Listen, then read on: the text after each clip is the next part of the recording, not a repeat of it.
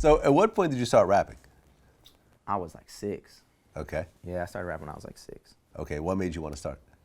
Believe it or not, I was just watching like the VMAs or something like that, and NSYNC was performing. As whack as that sounds, it was NSYNC performing, and me and my brother were watching it, and we were just like, yo, we could do that. Like, we could be on stage, we could be killing it. And he listened to more rap than I did. Like, the only rap I was allowed to listen to was like Will Smith. Okay. So he was like, man, you know, he went down in the basement, started writing. I went down there, and yeah, we were rapping when we were 6. Okay. So you're rapping as a kid. Mm-hmm. Did you stick with it, or was it kind of on and off? Nah, I was always rapping. Basketball was more my passion than rap, and my brother always would get mad at me. Like, we were recording songs, like not even just like we were recording songs when I was like 8, you know. So we'd be recording, and I'm like, man, I'm tired of recording. And we always had to get it in one take. We didn't have. It was like he'd have a mic, I'd have a mic, and we'd have to record at the same time. He'd be doing my ad-libs and my doubles. I'd be doing his. We'd do the chorus together, like that. And I'd be like, man, we do it like 5 times and couldn't get it. I'd be like, man, I'm going to play basketball. I'm going up and making a sandwich. Like, I'm not doing this shit. But I always rapped. There was never a time where it was like, oh, I'm not rapping. Okay. At what point did something happen, though, with your music? I mean, it depends on how you want to, I guess, I started doing shows right when I graduated high school. Like, you know, like official shows, like opening up for, I think, Yellow Wolf, MGK. I was doing my own shows. I did my own shows first, and I started opening for like MGK, Yellow Wolf, Mac Miller, all these people in like 2010. So that's when I would say it started. And I still wasn't online with it yet, though. I was just moving CDs like hand to hand. And then 2012 was the first time I hit like iTunes and all of that. Okay. Yeah. And what do you think got you over that hump? I think it was really just the groundwork that I put in Arizona. Like all my first sales, I'm sure if I looked back at the sales from that first album, like 90% of them are probably from Arizona. It's because I literally opened up for everybody, and I was moving tickets. Like, it's crazy. Like, when I go on tour and I have a local open up, they'll sell like 25 tickets or 30 tickets, and we're like, oh, that's good. But like, I was selling like 300, 400 tickets to shows. Wow. Back in like 2010 and 11.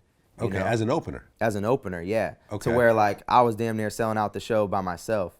Huh. Like, I opened up for MGK, and I remember he was like, he came up to me and was like, bro, every autograph I signed was on your face today, because it was like everyone in that crowd had my CD, you know. And this is like 2010, so like Chip Off the Block had just came out. It might have even been 09, but yeah, Chip Off the Block had just came out. I don't think he was even signed to Bad Boy yet. Right. His first time in Arizona, and I moved hella tickets. So yeah, I did that with everybody.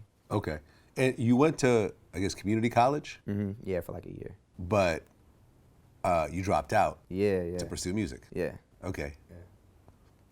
You were sure that this was going to work? Yeah, it was one of them. I basically, community college in general was just something that I did to please my mom and my dad, and like, okay, I'm doing something productive. But like, I would be in class, bro, just sitting there like, get me out of here. I hated it. And so at that point in time, I was working, going to school, and recording and doing shows, shooting videos. So it'd be like, I'll go to school from like 9 until 4. Then I'd get out, go to work from like 5 until damn near midnight. And then I'd go to the studio from 12:30 to like 4 in the morning, and then wake up and do it all over again. And it was just, I was exhausted. And I was like, I gotta give myself, for real, I gotta put it all into music and at least see if it works, you know? I didn't know for sure, but I knew that's what I wanted to do. Okay. So, yeah.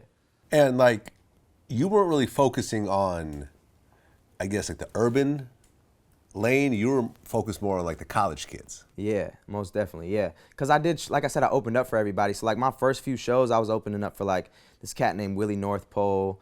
I did like some stuff with YG. And I actually got offered a Nipsey Hussle show, and I took it, and then I backed out last minute, and that show ended up getting shot up. So, and like 3 or 4 people got shot. It was crazy. So basically, I just did shows like that, and something bad would always happen, and the crowd wouldn't vibe with me because I wasn't hood as fuck. Right. So I was just like, this ain't for me. I need to just get my own fans. Then like I said, I'd open up for people like MGK or Mac Miller or Yellow Wolf, or, you know, people that weren't in that urban market as much. These are all white hip hop kids that you're naming. Yeah. I opened up for Kid Ink. I've opened up for everybody. I opened up for Hobson, Kid Ink, Yeah. Dizzy, you know, people like that too. Okay. So you're focusing on mostly white kids at this point. You know, well, the college kids, but I actually- more of a mixed crowd. I had a lot of Mexican and a lot of Navajo fans too. Okay. Yeah, in Arizona, it's like obviously there's a lot of Mexican kids out Yeah. there, and there's a lot of reservations out there too. So my first shows, it was like a lot of that, and I think I opened up for Tech too, so a couple times. So I think just grabbing from his market, grabbing from Hobson's market, and then yeah. So my shows were actually really well cultured with everybody. Okay. There's probably less black kids than anything, but there was definitely black kids, but Navajo, Mexican, white kids Okay. for sure. And what was the Arizona hip hop scene really like? Because I mean, you don't really hear. I mean, 'cause I guess Willie North Pole's from Arizona. Yeah. I'm going through my mental Rolodex here, but Yeah. what major hip hop artists have come out of Arizona? Yeah. See what I'm saying? I mean, yeah, Willie was like the first one, I guess. and he never really got over the hump. Nah. You know, I think no one did. No Yeah. one did. MC Magic is a Mexican rapper, and he's like, Not familiar. yeah, it's like, Yeah. it's super, like Chicano rap. Oh, is he yeah. like kind of like a cholo kind of rapper? Yeah, sort of? yeah, I guess if you say that, yeah. Okay. So he's like that, and then yeah, Willie North Pole, I didn't really get over the hump, I guess. There was this dude Juice who was signed to the game, Juice Yeah. McCain. Yeah, but he never blew. Yeah, no one ever really blew up for sure. Yeah. So what was it like being in a market where you sort of didn't have any major artists around you? It was tough for sure. It was tough. I guess I really just focused on me. Like I wasn't trying. That's one thing that I never did. I never really focused on the scene per se. I just focused on me. And I knew that once I did something productive, I could help out the scene. So like I started this hip hop showcase called Prove It. We ran that for like 2 years where 9 acts would perform. Then I would like come do one song. I hosted it, brought everybody out. And like to keep fans there, I wouldn't let anybody everybody came back and did a cypher at the end so all their fans would stay. Like it was really well organized, really dope, and everybody loved it. And then I would take from those kids and put them on other shows and have them open it up for, like I said, like when another artist came to town. So it really, it changed for sure. And now there's hella dope artists in Arizona for sure. Very cool. Now, your first tour, you actually lost money on it. Oh, like my first 4 or 5 tours, I lost money, for sure. Okay. Yeah, I didn't really make any money till like, the last 2. Okay. I mean, that's dope. I mean, to believe in yourself enough to keep losing money in something that's supposed to be making money. Yeah. Everyone's always like, yeah, touring, you make more money off touring than you do off your music. And I was like, Well, if you're an established artist. yeah, I was like, bitch, where? No, I lose money every time I go on the road. Yeah. So yeah, I lost, I think I only had like $3,000 when I did my first tour. And what I did was I would just hit up artists that were in these cities and I would basically just go there and open up for them.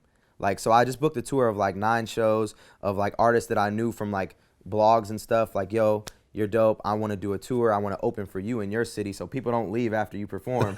And then, I'll do the same. And next time I perform in Arizona, you can come out and rock with me. Okay. So I just basically made that deal with like nine cats in different cities and went out and did it. But I made so much merch, like, and none of it sold, and like did all this shit. And like, people hit you up on Facebook like, oh, I'm definitely coming. And then you get to their city and it's like, they're nowhere to be found, So yeah, it was a rough first few tours for sure.